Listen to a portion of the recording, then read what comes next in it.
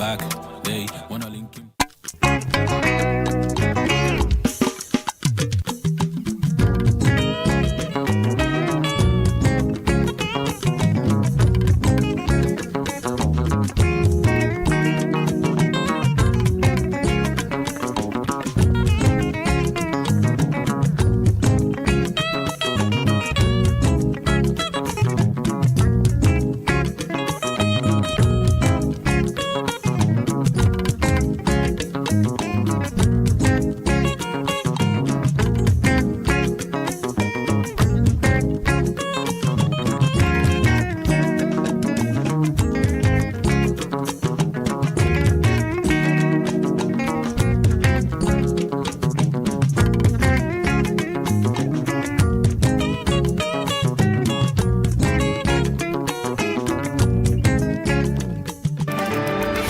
Wherever you're listening or watching Radio Afiju, the time is 3 p.m.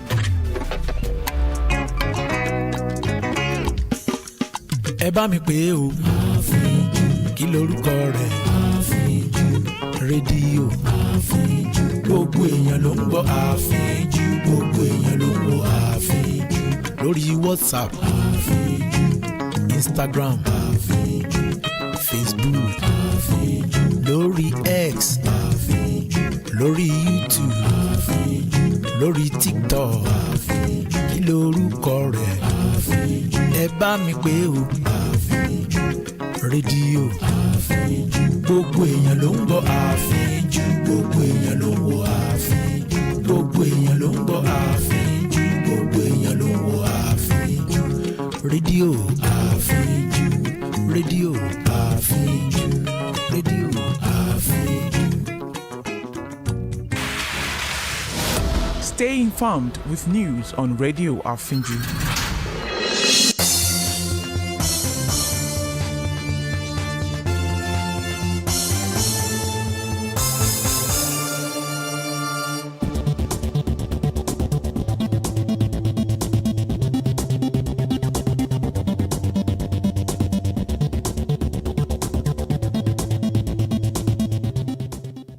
First, a look at the highlights.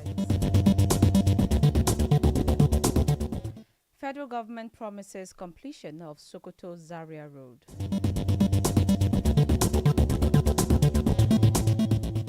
U.S. expels South Africa's ambassador, calls him a race-baiting American hater.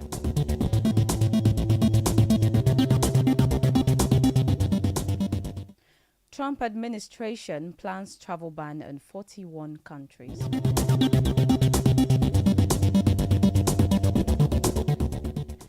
Good afternoon and welcome to the World News on Radio Afiju. My name is Pearl Durotoye. The news in detail.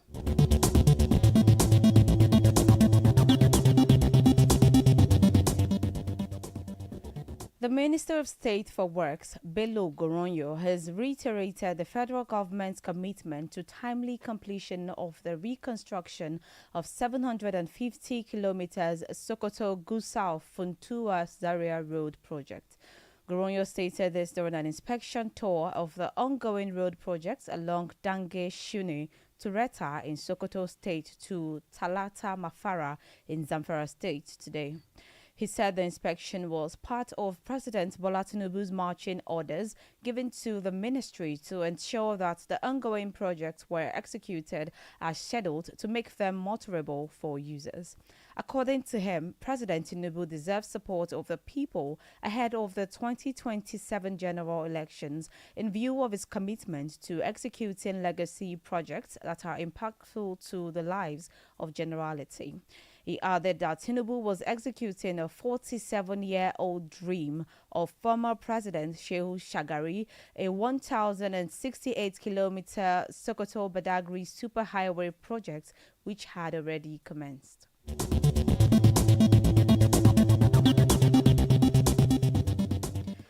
The immediate past Attorney General of the Federation and Minister of Justice Abubakar Malami, Senior Advocate of Nigeria, has denied the allegation of corruption leveled against him by former President Olusegun Obasanjo.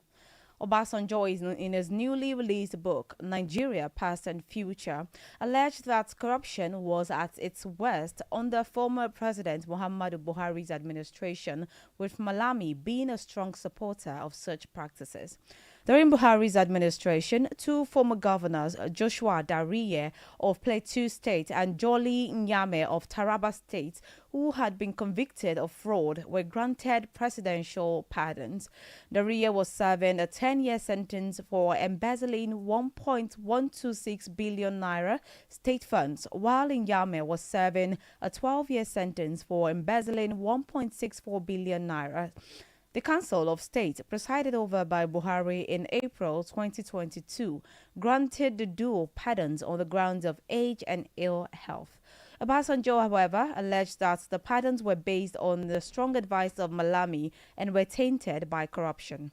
According to the former president, it was later revealed that neither Dariye nor Nyame had life-threatening illnesses as initially claimed.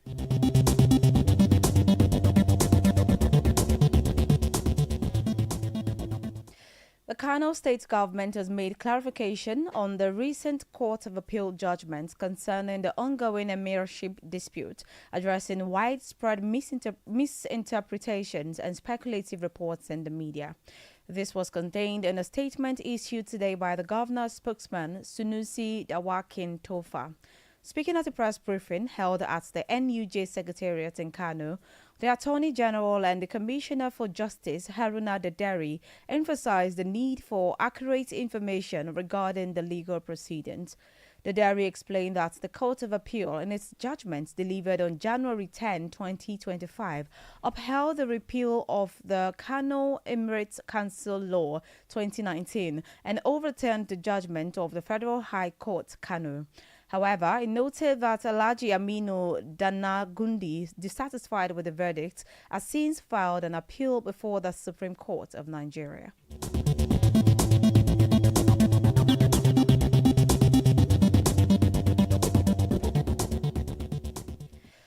Fighter aircraft of the Nigeria Air Force has neutralized several terrorists hibernating in camps along Funtua Gusa Road in Katsina State, responsible for several ambushes and kidnapping of innocent Nigerians for ransom. Group Captain Kabiru Ali, Deputy Director, NAF, Public Relations and Information, made this known earlier today.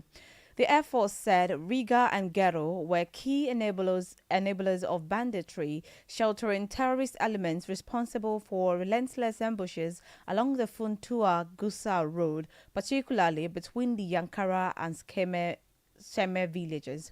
The elimination marks a major breakthrough in the ongoing military campaign to restore peace in the northwest.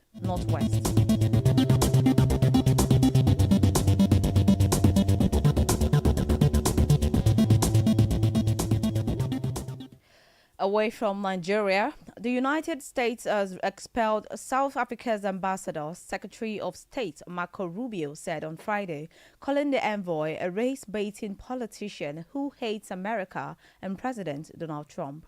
Ties between the United States and South Africa has deteriorated since Trump cut U.S. financial aid to the country, citing disapproval of its land policy and of its genocide case at the International Court of Justice against Washington's ally, Israel.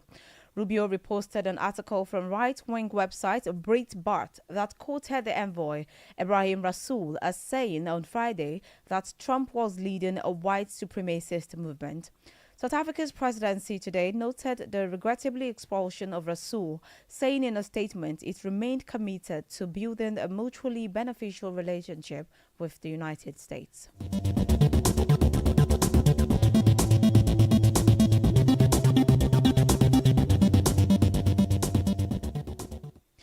Elsewhere, militias allied with Burkina Faso's military junta have been linked to a gruesome massacre in western Burkina Faso that left dozens dead this week, Human Rights Watch said late on Friday.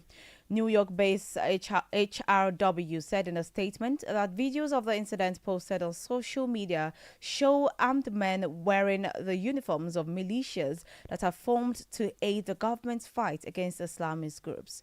The videos show 58 people, including women and children, who appear to be dead or dying. It said, adding that the real number could be higher as bodies were piled on top of each other. HRW said the victims appeared to be ethnic Fulani, a group as authorities accused of support.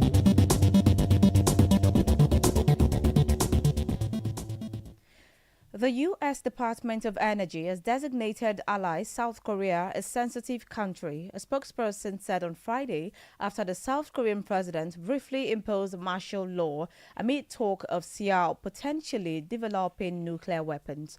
The DOE said the administration of then President Joe Biden put South Korea on the lowest tier of sensitive and other designated countries list in January, shortly before Biden left office. The department did not explain why the Asian nation was added to the list and did not indicate that President Donald Trump was inclined to reverse the measure. The spokesperson said Seoul faces no new restrictions on bilateral cooperation in science and technology.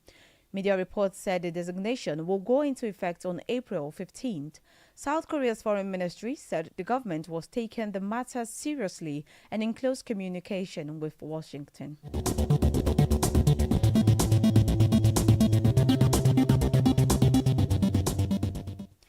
In Europe, U.S. President Donald Trump has praised talks held with Russian President Vladimir Putin on the U.S. proposed ceasefire deal in Ukraine as good and productive. This comes after Putin and U.S. envoy Steve Witkoff met in Moscow on Thursday evening, after which the Kremlin said it shared the U.S.'s cautious optimism over a peace process. Trump said in a Truth Social post that the talks provided a very good chance that this horrible bloody war can finally come to an end. Ukrainian President Volodymyr Zelensky, however, accused Putin of trying to drag out talks to continue the war, while Sir Keir Starmer said the Russian president could not be allowed to play games with ceasefire proposals. Earlier this week, Ukraine accepted the U.S. proposed ceasefire deal, which Russia is yet to agree to.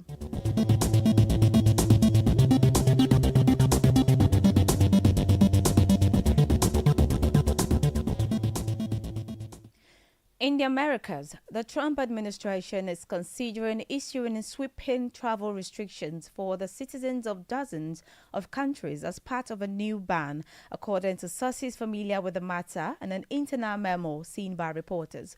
The memo lists a total of 41 countries divided into 3 separate groups. The first group of 10 countries, including Afghanistan, Iran, Syria, Cuba, and North Korea, among others, would be set for a full visa suspension. In the second group, 5 countries, Eritrea, Haiti, Laos, Myanmar, and South Sudan, would face partial suspensions that would impact tourist and student visas, as well as other immigrant visas, with some exceptions. In the third group, a total of 26 countries that includes Belarus, Pakistan, and Turkmenistan, among others, would be considered for a partial suspension of U.S. visa issuance if the government do not make efforts to address deficiencies within 60 days. A U.S. official speaking on the condition of anonymity cautioned there could be changes on the list and that it was yet to be approved by the administration, including U.S. Secretary of State Marco Rubio.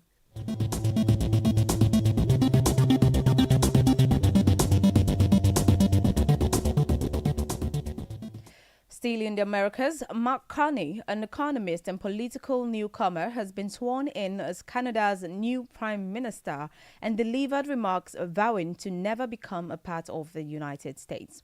He took office on Friday, just days after being elected leader of the governing Liberal Party and amid an ongoing trade war with U.S. President Donald Trump. Carney replaces outgoing Prime Minister Justin Trudeau, who was in office for 9 years after a landslide victory in last week's Liberal leadership race. He declined to answer questions about the timing of Canada's next federal election, currently scheduled for October, but hinted he would move quickly to seek a strong mandate that is needed for the time. In his first order as Prime Minister, Carney moved to end a policy that had been frequently attacked against by political opponents.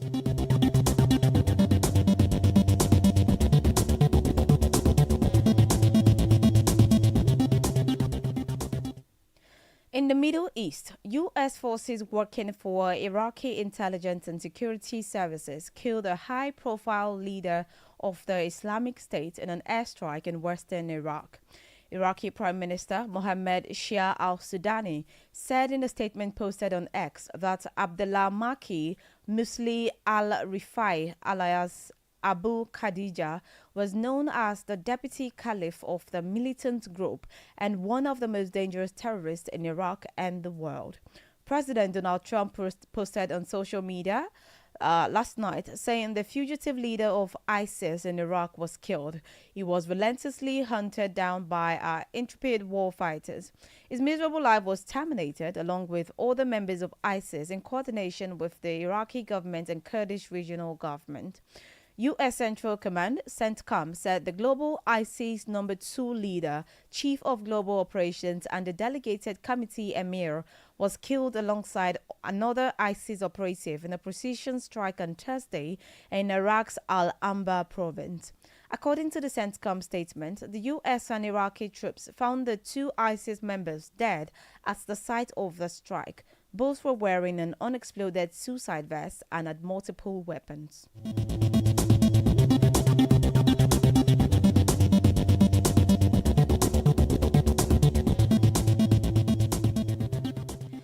Now talking sports, the Handball Federation of Nigeria has announced that the National Under-12 and Under-15 Handball Championship will hold this month in Umuahia, Abia State. According to a statement from the Secretary General of HFN, Monica Otumala, the championship will be held from March 18th to 25th, with the arrival date and screening to hold within the first 2 days, while the matches will begin on March 20th. Otumala also emphasized on the importance of the screening, which will hold on March 19th, to determine those who are truly under 12 and under 15 to play in the championship, stating that there will be sanction for teams, academies or clubs for any discrepancy. Otumala added that the winners of the tournament as well as the runners-up will represent Nigeria at any youth tournament as may be determined by the federation.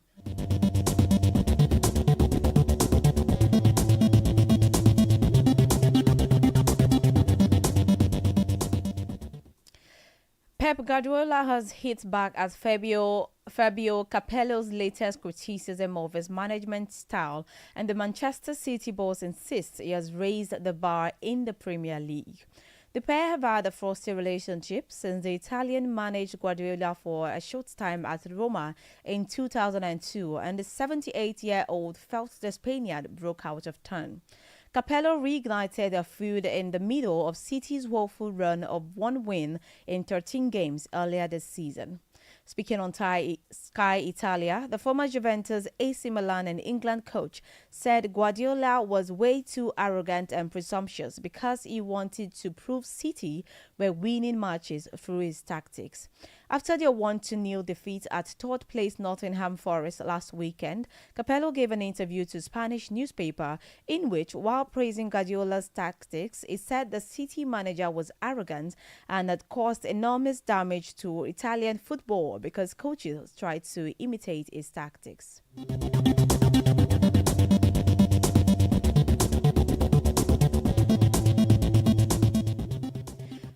Before we go, here again are the highlights.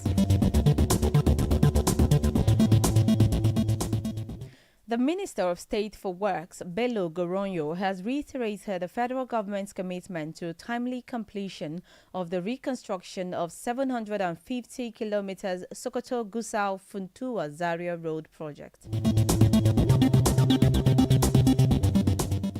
Elsewhere, the United States has expelled South Africa's ambassador. Secretary of State Marco Rubio said on Friday, calling the envoy a race-baiting politician who hates America and President Donald Trump.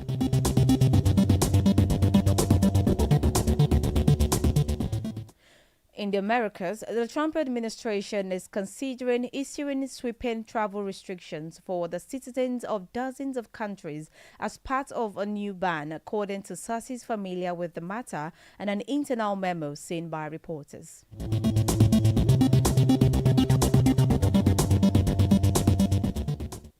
That was the world news on Radio Afinju. To view our channel, please follow us on Facebook, X, and YouTube at Radio Afinju.